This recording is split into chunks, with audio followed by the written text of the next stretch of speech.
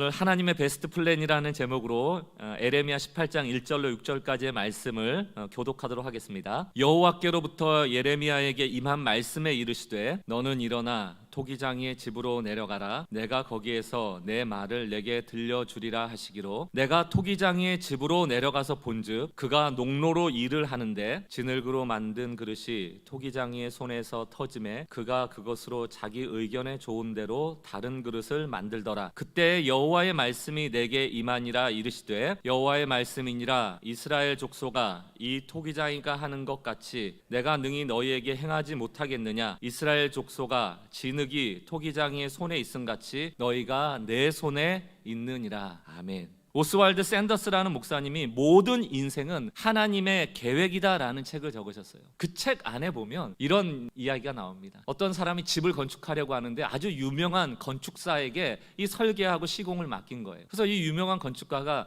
그 땅에 잘 맞는 대로 설계를 하고 건축 준비를 하고 있는데 이 집주인이 어느 날 자기가 그린 설계도를 가져왔다는 거예요. 그리고 나서 이 설계도 어떠냐고, 이거 괜찮지 않냐고 계속 그 전문가한테 동의를 구하는 거예요. 이 전문가가 봤을 때는 이거 형편없는 계획인데, 이렇게 지으면 안 되는데, 이 집주인은 자기한테 맡겨놓고 자기를 신뢰하지 못한 채 자기의 설계도를 내미는 그런 이야기가 있습니다. 이게 무슨 이야기일까요? 우리의 인생을 설계하시는 가장 완벽한 설계자가 하나님이신데 우리는 그 하나님을 곁에 두고도 자신의 계획을 고집하고 내가 정해놓은 결정과 내가 정해놓은 답을 하나님께 주장하거나 고집할 때가 많다는 겁니다. 우리의 기도도 그렇지 않아요? 우리는 하나님의 음성을 잘 못 듣는다는 그런 피해의식 때문에 기도를 잘 안 합니다. 하나님의 응답은 늦어, 지금 당장 해결할 수 없어, 그리고 뜻이 애매모호해, 이런 피해의식, 상처의식 때문에 그냥 어쨌든 본인이 깊이 고민한 다음에 그걸 하나님의 뜻인 것처럼 잠깐 기도해서 동의를 구하고 나 기도했어, 그리고 실행해버릴 때가 많죠. 그리고 잘 안 되면 또 불평불만하고. 여러분, 신앙에는요 회색지대가 없다라는 말이 있습니다. 그 얘기는 뭐냐면 우리가 영적인 존재로 지음받았기 때문에 내가 나의 주인이 아니고 내 영을 누가 지배하는가에 따라 우리는 움직여진다는 거예요. 그래서 하나님께서 우리를 흙으로 지으신 다음에 루아흐라는 하나님의 영을 나눠주신다고요. 그 영에 지배받도록 만드신 것입니다. 그러므로 우리는 하나님의 영이 나를 지배한다면 하나님의 영에 지배받는 성령 충만한 삶을 살게 되고요, 그 영에 지배받지 않는다면 하나님을 대체한 우상에 근거하여 우리는 살아갈 수밖에 없어요. 우상이라는 것은 하나님을 대체한 것이거든요. 권력을 원하는 사람은 권력이 주인이 되고요, 돈이 주인이 되어지는 사람도 있고요, 또는 사람한테 인정받고자 하는 사람은 그 사람이 나의 주인이 될 수 있는 것입니다. 그러나 권력과 돈과 사람은 결코 나에게 좋은 것을 주지 않는다. 그들은 오히려 우리의 인생을 철저하게 파괴한다. 그러므로 하나님을 우리의 영의 주인으로 모시고 살지 않는 인생은 비참해진다는 것을 기억해야 합니다. 오늘 우리가 읽었던 예레미야, 무슨 주제를 말하고 있는가? 하나님이 무엇 때문에 화가 나 있는가? 그것은 우상숭배예요. 하나님을 대체한 것 때문에 그래요. 여러분, 예레미야에서 하나님이 화가 난 이유는 너희가 절기를 지키지 않아서가 아니에요. 예배를 드리지 않아서가 아니에요. 예물을 드리지 않아서가 아니에요. 오히려 너희가 예배를 드리고 절기를 드리고 예물을 드리는 게 문제가 된 겁니다. 무엇이 빠졌기 때문에. 마음은 우상한테 가 있는데요, 그 거치장만 된 가식적인 행위들, 사랑하는 마음 하나 없이, 영혼 하나 없이 몸뚱이만 와 있는 예배, 그 마음은 전부 우상에게 뺏기, 그 마음으로 나는 예배받지 않겠다라는 것입니다. 하나님은 우리의 중심을 꿰뚫어 보시는 분이죠. 그리고 그 마음이 하나님 사랑하는 마음으로 변화되길 원하시는 겁니다. 제가 예배 시작하기 전에도 잠시 말씀을 드렸지만 우리는 하나님을 간절히 원할 때가 많아요. 하나님 제발요, 제발요 원할 때가 많은데 하나님을 사랑해서 원하지 않을 때가 많아요. 오히려 나의 필요 때문에 원할 때가 많죠. 이것이 바로 하나님을 도구화하는 겁니다. 기능화하는 겁니다. 하나님의 전능함을 이용해서 결국 나의 목적을 이루려는 종교화된, 철저하게 겉모습으로 치장만 된 거짓된 예배 모습이라는 것이죠. 우리도 마찬가지예요. 우리가 지금 이렇게 예배에 나와 있고 겉으로 종교적 활동을 한다고 해서 나는 아무 문제가 없어, 나는 하나님이 은혜 주실 거야 라고 착각한다면 우리가 바로 예레미야 시대의 유대민족과 다를 바가 없다라는 말씀입니다. 오늘 예레미야 18장 4절 말씀 한번 보겠습니다. 진흙으로 만든 그릇이 토기장이의 손에서 터짐에 그가 그것으로 자기 의견에 좋은 대로 다른 그릇을 만들더라. 지금 토기장이가 그릇을 만들다가 그 흙이 터졌다라는 건 뭐예요? 지금 뭉개졌다는 거예요. 뭔가 잘못됐다는 것 아닙니까? 여러분, 토기장이가 회전판에다가 흙을 돌리면서 빚어가다가 그게 잘못되면 언제든지 뭉갤 수 있다 없다? 뭉갤 수 있죠. 그 토기장이 마음이에요. 그러나 흙 입장에선 고난 아니겠습니까?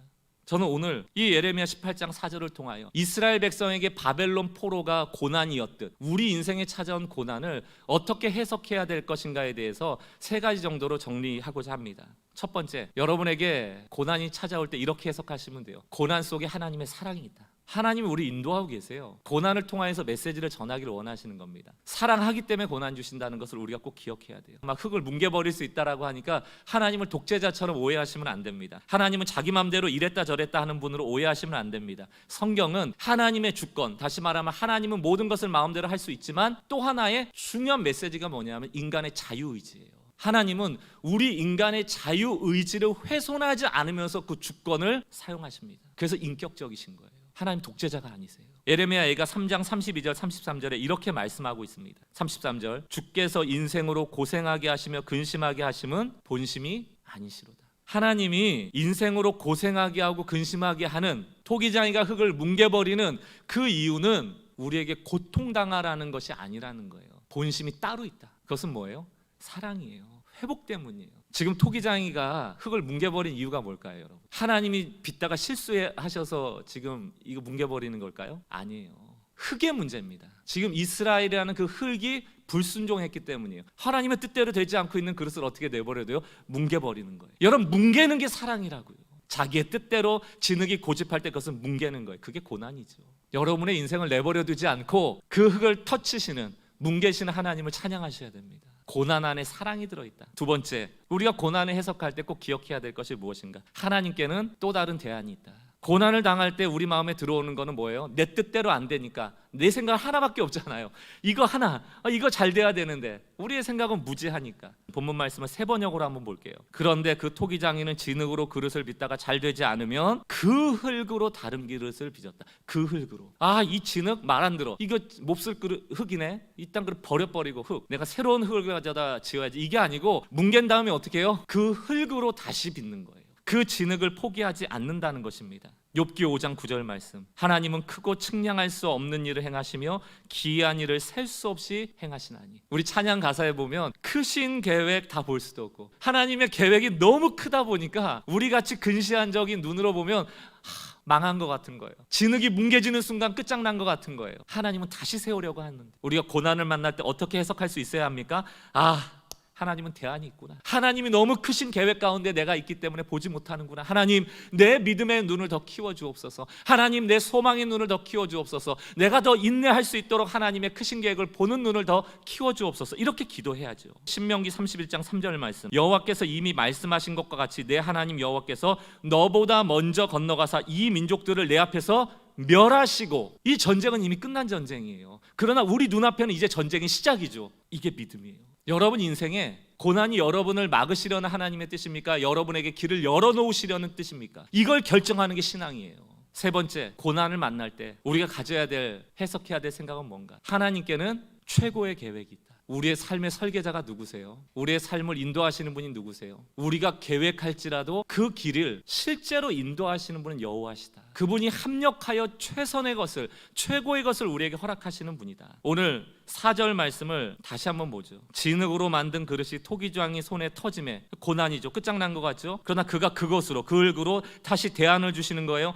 자기 의견에 좋은 대로. 이게 NIV 성경에 보면 베스트입니다. 하나님이 뭉개신 이유가 뭐예요? 하나님이 뭉개고 다시 세울 때마다 그 작품은 더 좋은 것이 된다. 흙 입장에서는 한 번, 두 번 회전판에서 계속 돌고 뭉개지는 과정이 너무나도 힘들겠지만, 토기장이는 그것을 뭉갤 때마다 그 머릿속에 그리고 만들어내는 것이, 부족한 우리를, 죄인된 우리를 구원하신 이후에 성화시켜가면서 우리를 베스트의 삶으로 만들어가시는 하나님의 계획 안에 우리가 있다는 것을 믿으셔야 됩니다. 6절 말씀을 보세요. 여호와의 말씀이니라 이스라엘 족속아, 이 토기장이가 하는 것 같이 내가 능히 너희에게 행하지 못하겠느냐? 이스라엘 족속아, 진흙이 토기장의 손에 있음같이 뭐라고 있더라고요? 너희가, 뭉개진 진흙아, 바벨론에 70년 동안 있는 너희야, 지금 고난 중에 있는 너희가 내 손 밖에 있는 고난이 아니고 내 손 안에 있다. 여전히 내가 빚고 있다. 내가 여전히 붙잡고 있다. 내 회전판 안에 있다라는 말씀 아닙니까? 그렇다면 결국 그 흙은 베스트가 된다. 그분의 좋은 계획대로 빚어가신 하나님, 이 하나님이 우리의 하나님인 줄 믿습니다. 터진 인생도 바꾸시는 하나님께서 내 삶에 합력하여 선을 이루시는 것을 믿고 나는 하나님께 내 전 인생을 맡깁니다. 나를 변화시켜 최고의 존재가 되길 원하시는 그 하나님의 마음을 제가 믿습니다. 결론을 내리면서 그림 한 장 보여드리겠습니다. 이게 뭔가 하면 이게 긴츠키라는 그릇을 복원하는 기술인데요. 여기 보시면 깨진 조각을 무엇으로 연결합니까? 금가루로 연결을 해요. 더 아름다운 작품을 만들어내는 거예요. 이게 금으로 아름답게 그 틈을 메꾸는데요. 이 복원 과정이 오래 걸릴 때는 1년도 걸린대요. 제가 공정을 정확히 알지 못하지만 다시 뭘 칠하고 뭘 갈아내고 다시 더딥히고 그걸 붙이고 금가루를 하고 다시 또 굽고 이런 몇 번의 과정을 통하여서 더 아름다운 작품으로 만들어내는 것입니다. 우리의 삶도 이런 게 아닌가. 하나님이 깨져버린 것 같은 그릇 하나하나를 그냥 대충 만드는 게 아니고요, 오히려 더 아름다운 그 흙보다 더 아름다운 금으로 깨진 곳을 메꾸셔서 더 아름다운 작품을 만드는.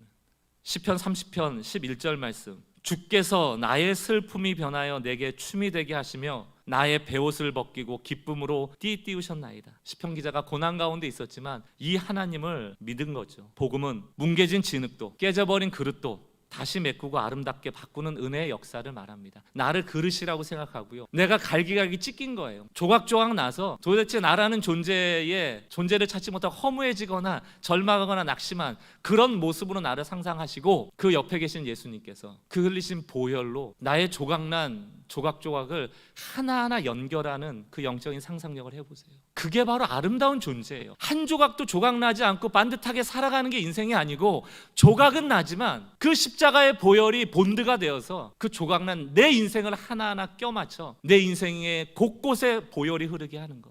그런데 우리의 삶에 내 몸에 보혈로 연결된 흔적이 없다면 그것은 진정한 신앙의 삶은 아니었던 것입니다. 사랑하는 성도 여러분, 보혈의 흔적을 많이 갖고 살아가시는 여러분 되시기 바라요. 그리고 뭉개져 버린 진흙도 깨져버린 그릇도 최고로 이끌어 가시는 그 하나님을 신뢰하고 살아가시는 주의 백성들 되시기를 주의 이름으로 축원합니다. 오늘